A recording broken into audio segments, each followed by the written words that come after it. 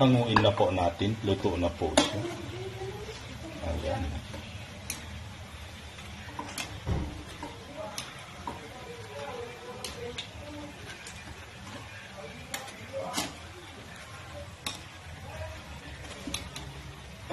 Ito po.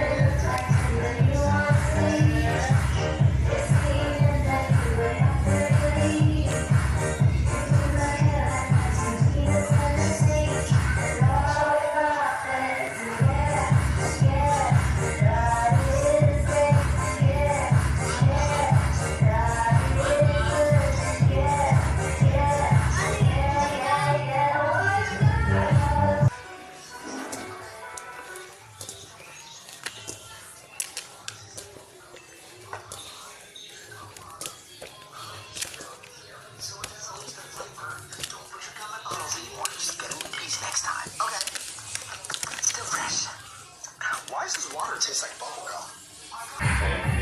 tayo ay mag-ano na po, gawa na po ng ating butchi. Ganito po ang paggawa. Malinis po ang ating kamay, mga po. Ganito po.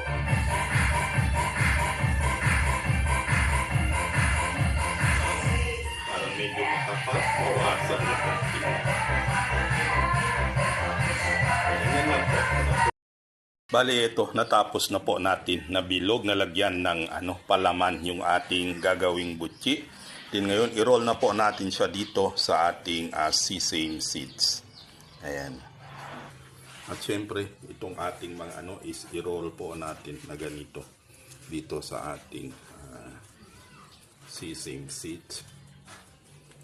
Gawin po natin na ganyan para didikit o kumapit po ng mabuti. Ayan o, kapit na kapit. Lagyan po nating lahat.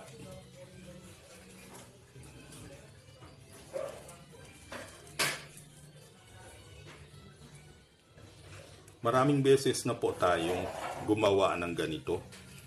Mga 2 o 3 beses na rin natin na i-content sa Facebook, sa YouTube, pero ayan, gusto kong ipakita uli ibang paraan naman kung paano ko siya gagawin. Ayan. Masarap po ito, hindi man po ito yung mga tulad ng ginagawa ng iba, kasi yung iba ang ginagamit nila ay cheese. Ako ay hindi po cheese, yung natural kamote, as in yung talagang sangkap ng butchi. Kamote. Pwede din pong ube, pwede din pong nyug, pwede rin po yung cheese. Yung kalabasa, pwede din po yun. Yun po talaga ang mga pwede sa paggawa ng ito butchi. Ayan. Ito pong sa akin ay yung original na butchi. Hindi naman tayo kasing mga Pinoy ang pinagmulan ng ganitong kakanin. Kumbaga is dinaya lang po natin sa inchik. Ayan.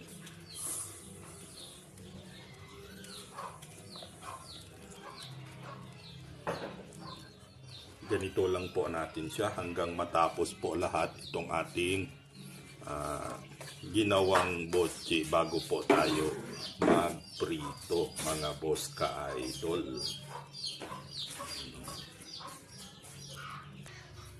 Ito na po, nagawa na po natin lahat. Natapos na natin lahat na lagyan ng linga o sesame seeds. Tayo ay magpiprito na, mga boss ka-idol. Then dito sa ating kawali, ayan, maglagay po tayo ng 2 mantika.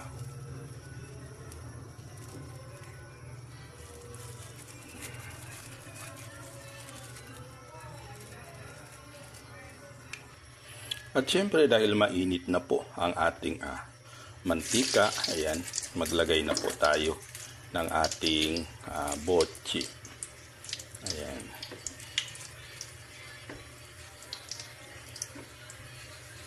Yan lang po natin sa low fire lang muna, mga boss ka-idol. Ayan. Dagdagan po natin para mabilis po ang pagluto ng butchi. Ayan. Ayan. Ayan. Kahit mainit yung ating mantika ay hindi pa rin maiwasan na may tumikit. Kaya ito, gawin natin ganito. Ayan. Tayo lang natin na maluto yan bago nating hanguin. Siyempre, lutuin natin ng mabuti para masarap po itong ating butchi. Ganito na po. Malapit na po maluto itong ating butchi. Sisimmer pa natin ng mga ilang minuto para maluto po siya. Ayan o. Hanguin na po natin. Luto na po siya. Ayan.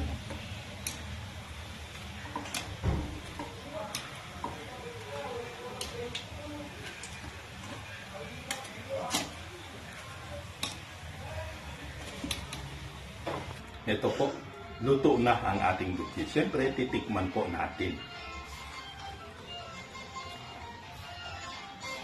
Sarap niya, mga boss. Ang lambot. Dito na lang po. Maraming salamat sa pagpanood. Magandang araw, mga boss ka-idol.